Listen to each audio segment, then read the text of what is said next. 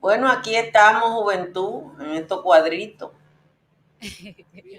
Eh, Hay tanta cosa irregular en el Congreso Dominicano y en el Senado Dominicano que hay que decírselo a la gente, que la reunión que decidió eh,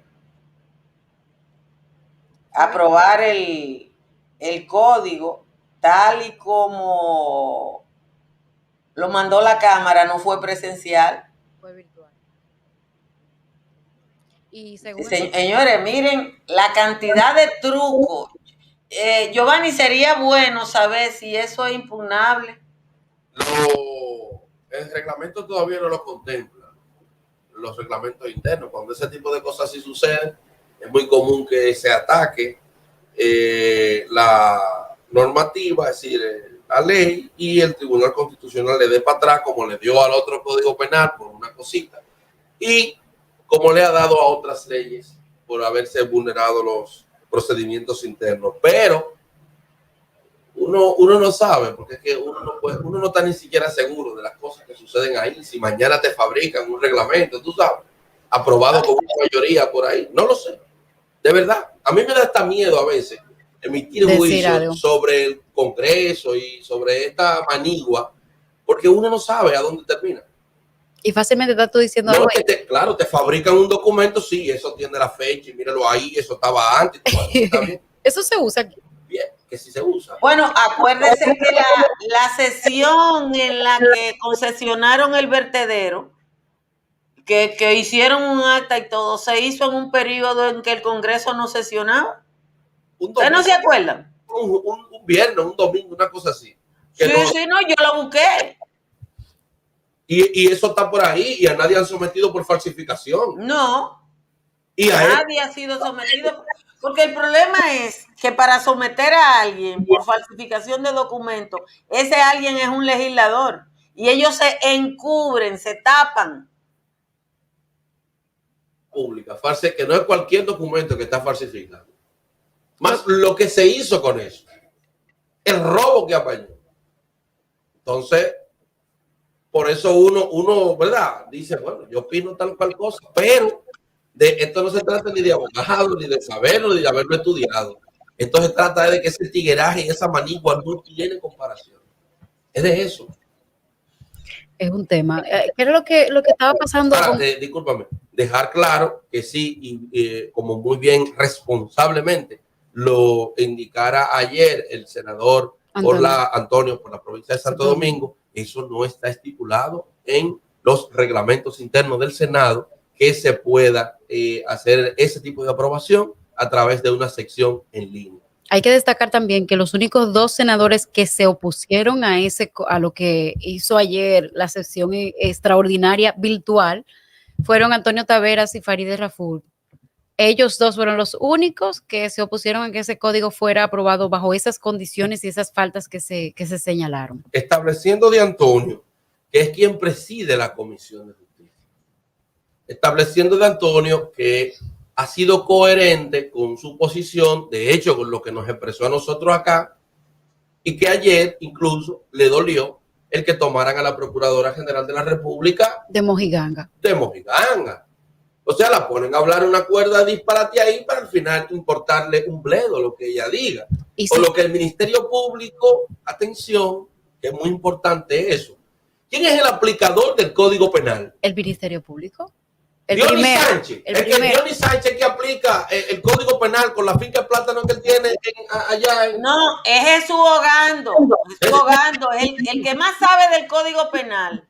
Es un diputado de aquí, de la circunscripción norte, que no sirve ni pechárselo a los perros. Del PRM, que se llama Jesús Ogando, que no ha hecho ninguna propuesta en el Senado, en la Cámara de Diputados, pero que es el armador de todos los negocios y tiene una campaña en contra de la gente decente, porque además, porque eso es lo peor, que en este país la gente que no aporta, como Jesús Ogando, que es de esta demarcación donde yo voto, yo nada más soy un voto, Yo no significo nada, Jesús Ogando. Ahora bien, este voto, que tú no lo tuviste, porque yo no voto por gente que lo que estén ofreciendo fundita, como tú, ahora te esté dejando el luz.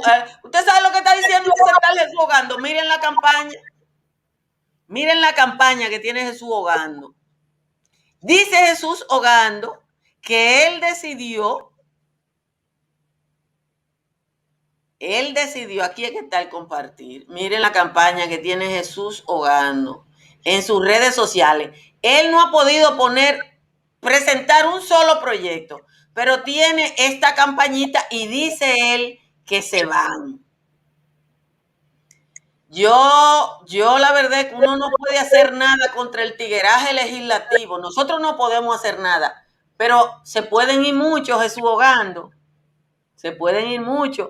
A la gente que vive en la circunscripción número 2, recuérdense de ese nombre, que él va a seguir ofreciendo fundita en Cristo Rey, pero esta demarcación es una demarcación mixta.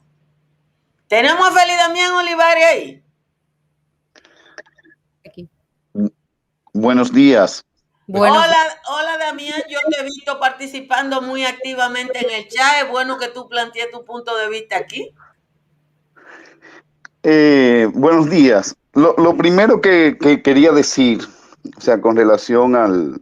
Yo siempre participo y aunque a veces no participe, siempre les sigo con mucho entusiasmo y con mucho, digamos, con mucho cariño. Lo que cabe decir con relación a todo esto es que el Código Penal tiene... El proyecto de Código Penal tiene varios años discutiéndose. 14. Sí. Tendríamos que remontarnos a 1997, que fue cuando se crearon las comisiones que trabajaron esos proyectos, entre los cuales estuvo el profesor Artañán Pérez Méndez, José Lorenzo Fermín, Víctor José Castellanos. Y luego, en todo ese ir y venir, se le han ido incorporando varios elementos. Y lo que quiero decir, en sentido general, que el Senado recién recibió ese proyecto hace un mes, pero el verdadero trabajo, o el trabajo donde se le hicieron incorporaciones en esta etapa, fue en la Cámara de Diputados. Entonces, en esta situación, el Senado tenía o tiene dos opciones: hacer una discusión profunda y al detalle de toda la letra del Código Penal y probablemente que por falta de tiempo que perimiese el proyecto, entonces tendría que volver de cero, ser reintroducido en una de las dos cámaras y empezar una discusión que pudiera tomarse otros 14 años u otros 10 años. Entonces, entre esa probabilidad y la que se ha adoptado, que fue, digamos, yo respeto y no estoy opinando ni como funcionario no legislativo, sino como particular y como abogado. Existen, digamos, los puntos de discusión en el Código Penal, en el proyecto de Código Penal, no quiero decir que no sean significativos, que no sean importantes, pero son puntuales. Y la postura que adoptó la comisión eventualmente pudiera resultar razonable, y es que en el periodo de vacación legal de la ley, que es de 1 año, se puedan producir los cambios que demandan las sociedades y que se puedan argumentar y sostener esos puntos. Y ya se tendría salvado, digamos, el 90 o 95% de un proyecto que en esencia es mucho mejor que el código que tenemos vigente. Por ejemplo, en materia de corrupción se introducen sensibles aumentos a las penas, en materia de abuso de derecho, de violación de libertades y de cuestiones que vemos día a día, el código introduce muchísimas figuras para controlar el ejercicio desmesurado del poder, el ejercicio violento del poder. O sea, que tiene muchas cosas en las que cabe decir que los diputados hicieron su esfuerzo. Es decir, José Horacio Rodríguez, Grullón, Omar Fernández y todos los que estuvieron allí en esa comisión hicieron un trabajo. O sea, si uno lo lee con detenimiento, hubo un trabajo. Puede ser que yo tenga mis críticas de tipo académico, de tipo conceptual, pero entre el código actual que presenta evidentes anacronismos, que está desfasado, y la posibilidad de tener un código ya un poco actualizado, con sus limitaciones, pero actualizado, yo creo que resulta más oportuno, más pertinente tener ese proyecto como un código que quedarnos sin nada. Esa es, digamos, la conclusión que pudiéramos apuntar. Y que conste, yo no participé yo solamente observé y vi las discusiones, he examinado el material y eso es lo que yo puedo apuntar con relación a eso. Damián, explíquele a la gente, porque yo creo que la mayoría de la población no entiende que después de asumirlo tal cual llegó de la Cámara de Diputados, y eso implica no someterlo a una discusión, se pueden hacer cambios. Sí, se pueden hacer cambios ya aprobados como un proyecto de ley. En el periodo de vacación legal se le pueden introducir cambios, hacer un proyecto de ley puntual en donde se llegue a un acuerdo sobre cuáles son esos puntos. Por ejemplo, las observaciones que hizo la Procuraduría General de la República en el día de ayer, a pesar de que se le había solicitado con mucho tiempo, pero sabemos que la Procuraduría tiene muchas tareas por delante, muchos compromisos, más de 400 expedientes de corrupción, por ejemplo, que están siendo discutidos y examinados, que tiene un trabajo arduo. Fue apenas en el día de ayer cuando hicieron unas observaciones que son muy pertinentes. Lo mismo el Ministerio de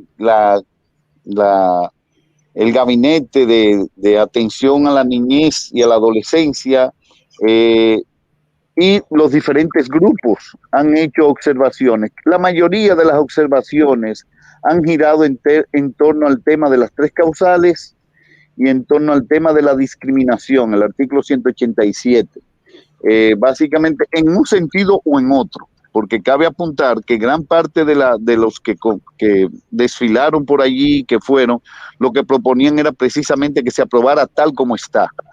Y hay algunos puntos que merecen ser examinados, por ejemplo, la inclusión del término u orientación sexual, no necesariamente preferencias, pero sí orientación sexual como motivo de discriminación, y así existen toda una serie digamos, de significados y significantes que pueden ser examinados y corregidos.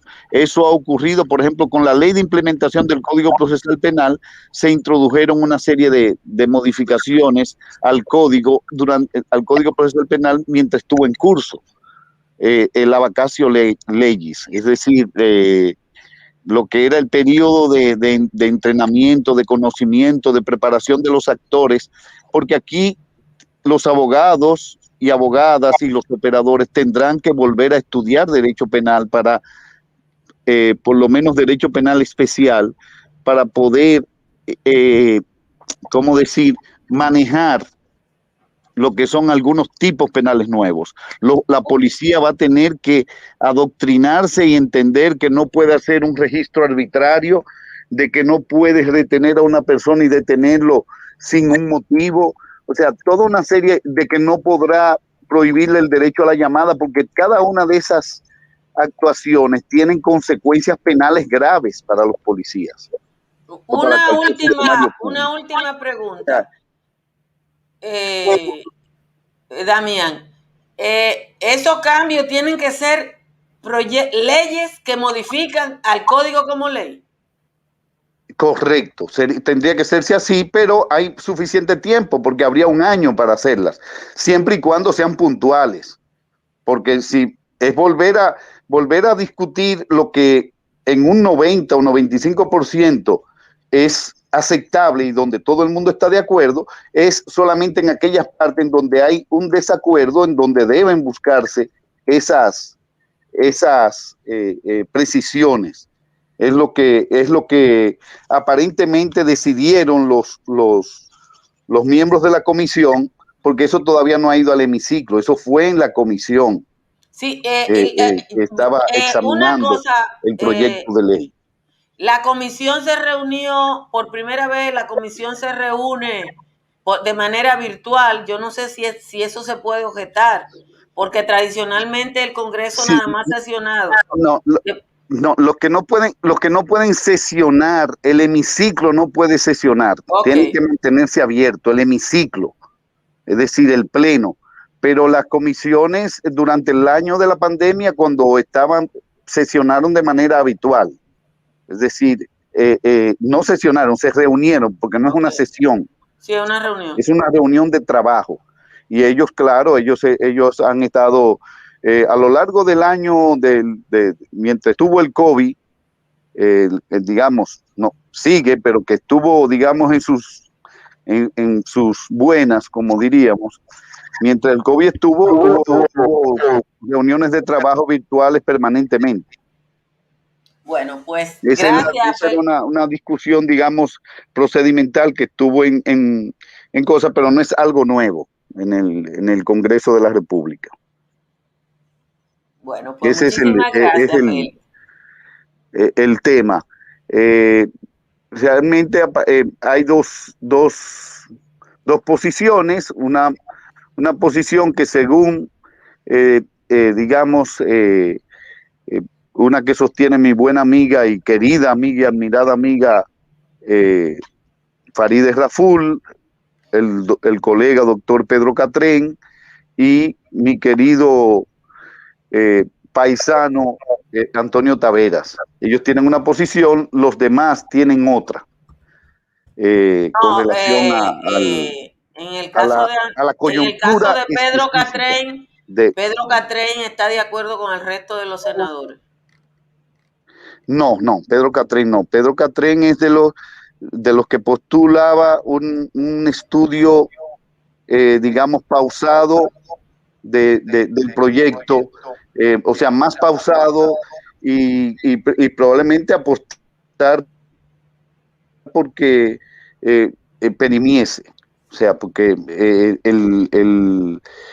con apenas una semana de trabajo pendiente, la posibilidad era de que si hacían observaciones en la Cámara de Diputados no iban a tener tiempo para conocerlas, y entonces el proyecto iba a perimir, entonces tendría que iniciar de cero en la próxima legislatura o cuando alguien lo reintrodujera el año que viene o dentro de 2 años, etcétera.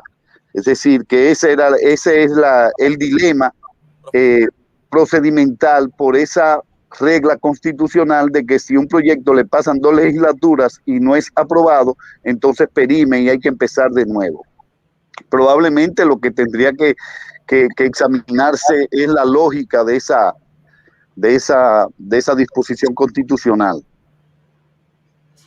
Bueno, gracias Félix Damián Olivares por haber estado con nosotros y gracias por ser un televidente. Un abrazo a todos y a todas. Bueno, ya ustedes han escuchado la posición del doctor Félix Damián Olivares a propósito de esto del Código Penal.